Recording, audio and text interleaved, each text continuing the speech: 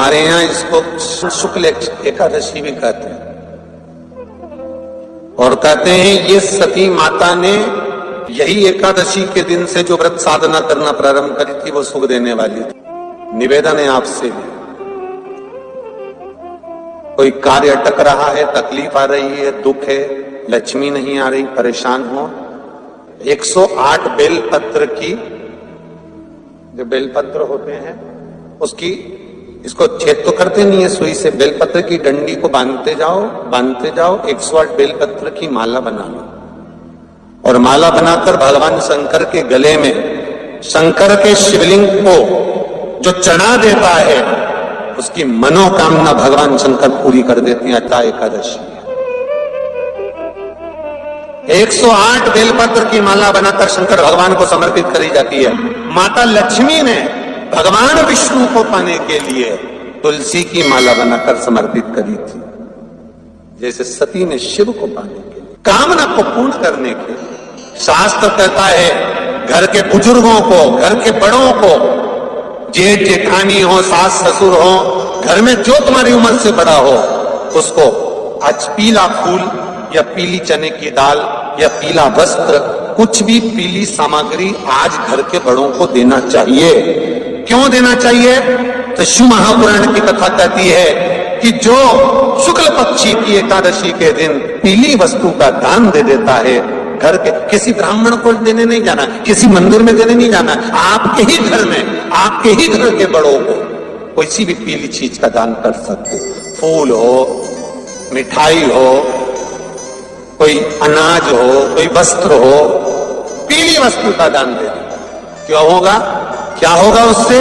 शिव महापुराण की कथा कहती है उससे जिंदगी में कभी बड़ी बीमारी प्रवेश नहीं करती। सनातन धर्म कहता है बट वृक्ष की पूजन करने वाला, बट वृक्ष के नीचे शिव की आराधना करने वाला, लौंग समर्पित कर जल चढ़ाने वाले का जैसे कर्ज मुक्ति होती है, उसी तरह आंवले के वृक्ष के नीचे मात्र ताजा मिष्ठान दूध का बनाकर उस सामग्री को भगवान आंवले के वृक्ष के नीचे पूजन करने से लक्ष्मी और संपदा की वृद्धि होती है। जैसे शमी का पौधा, शमी का वृक्ष, शमी के वृक्ष के नीचे मात्र दूध और जल मिला हुआ जल, शमी के वृक्ष के नीचे मात्र ओघड़दानी अवधूतेश्वर महादेव के नाम से केवल हफ्ते में एक बार भी अगर दूध और जल का मिश्रण शमी के पौधे के नीचे कर दिया जाता है तो कहते हैं शरीर में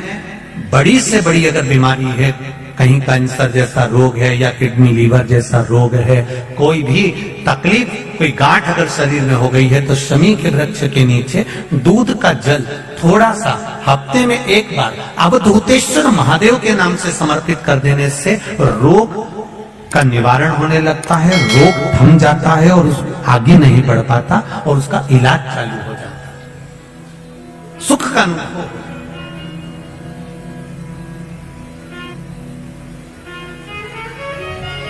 बस एक बात का स्मरण रहे, आप आंवले के वृक्ष के नीचे अगर कोई भोग लगाया गया है पा सकते हैं, पीपल के वृक्ष के नीचे कोई भोग लगाया है पा सकते हैं, बट वृक्ष के नीचे कोई भोग लगाया गया है पा सकते हैं।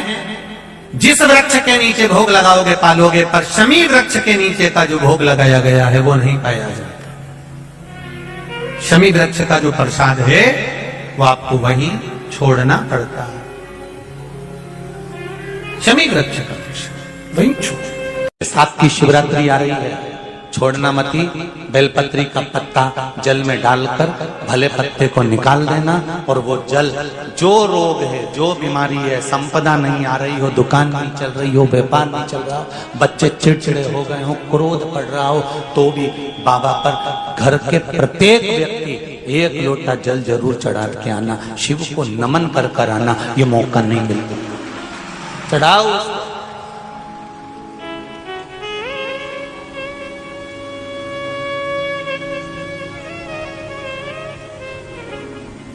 बैसाख के महीने में एक पकवान बनता है शंकर जी का,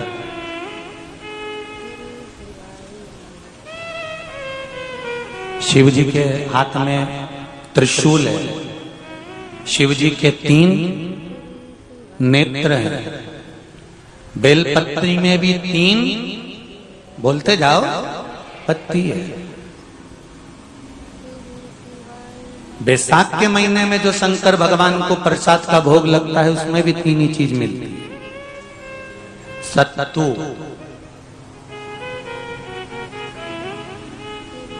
कोई दूसरे महीने में बनता है? जम के तो बोलो नहीं। कब बनता है? यही बैसाख के महीने में।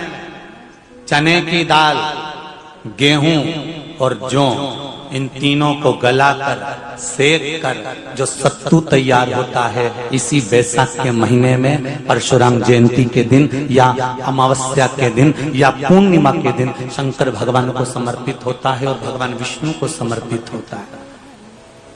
दुनिया के लोग कहते क्या होता है सत्तू से?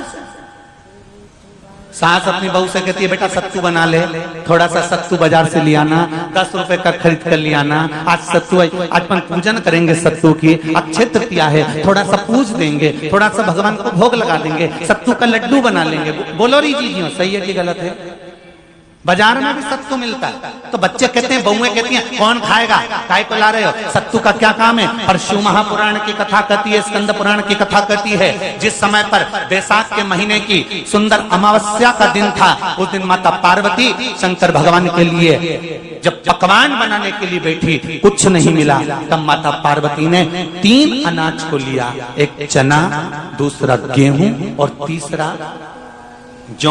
इन तीनों को भींग रहे थे, उसको लेकर आए गंगा जी में से, उसको सेक कर माता ने अंगीठी पर और उसका जो सत्तू बनाकर शिव को दिया। शंकर भगवान ने कह दिया, सुन पार्वती, ये सत्तू नहीं, ये मेरी औषधि है। बैसाख के महीने में जो खाएगा वो जिंदगी भर रोएगा नहीं, शरीर से स्वस्थ हो। अब उसको बैसाख के महीने में पियो बेल। बेल मतलब समझ गए? बेल का रस। बैसाख के महीने में पियो बेल और शरीर को रखो ऑलिव बेल। पियो।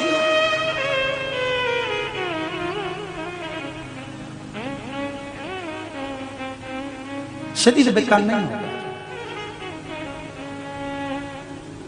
शरीर बेकार नहीं हो सकता। अब शिव आराधना तो करो। हाँ, जिंदगी की मोड़ पर शंकर परीक्षा बहुत लेते हैं। चलो आ जाओ गरुड़ पुराण में। मरने का 47वां दिन, जब मरेंगे तब गरुड़ पुराण बचेगी, पहले ही सुन लो। और जिसके पास में गरुड़ पुराण नहीं हो तो पंडित जी से मंगवा कर फिर पढ़ के देख लेना। मरने के 47वें दिन, 47 डेज, 47वें दिन किस चीज का दान तुम्हारे सामने आता है? मरने के 47वें दिन। 10 दिन तक तो जीवात्मा घर की अटारी